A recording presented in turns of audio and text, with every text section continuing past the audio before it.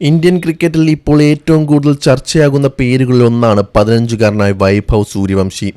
IPL നടത്തിയ വെടിക്കെട്ട് പ്രകടനങ്ങൾക്കൊടുവിൽ Indian senior ടീമിലേക്ക് വിളി ലഭിച്ചെങ്കിലും അയർലൻഡിനെതിരായ T20 പരമ്പരയിൽ ഒരു മത്സരത്തിലും അദ്ദേഹത്തിന് അരങ്ങേറ്റം നൽകാൻ ടീം മാനേജ്മെന്റ് തയ്യാറായില്ല. ഇതിനിടെയാണ് മുൻ ഇന്ത്യൻ നായകനും ഇതിഹാസ ബാറ്ററുമായ സുനിൽ ഗവാസ്കർ ശക്തമായ പ്രതികരണവുമായി രംഗത്തെത്തിയത്.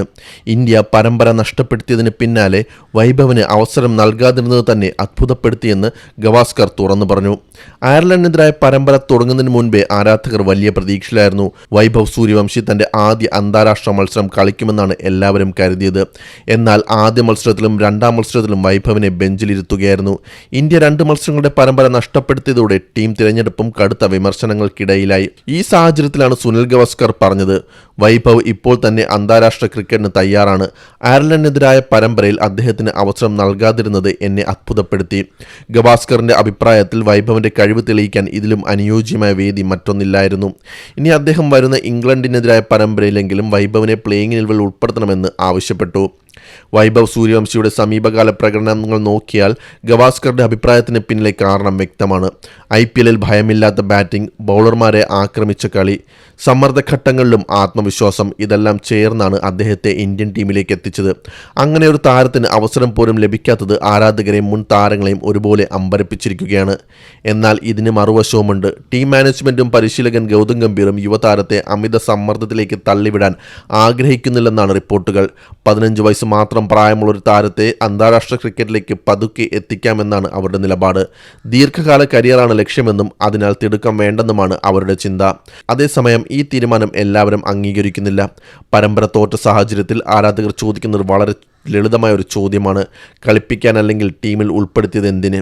ഇത്ര വലിയ ഹൈപ്പ് സൃഷ്ടിച്ച ശേഷം ഒരു മത്സരം പോലും നൽകാതെ ബെഞ്ചിലിരുത്തിയത് ശരിയായ സന്ദേശമാണോ എന്നതാണ് ചർച്ച.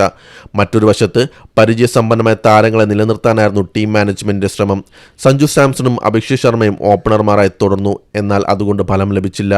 ഇന്ത്യക്ക് അപ്രതീക്ഷിത പരമ്പര തോൽവി ഏറ്റുവാങ്ങേണ്ടി വന്നു.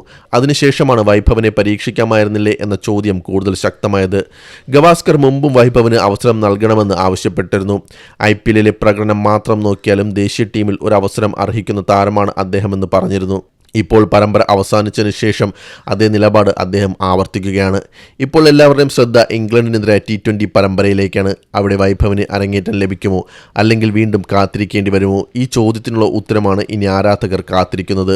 വൈഭവ് സൂര്യവംശി പോലൊരു യുവതാരത്തെ എങ്ങനെ വളർത്തണമെന്ന ചർച്ച ഇന്ത്യൻ ക്രിക്കറ്റിൽ തുടരും.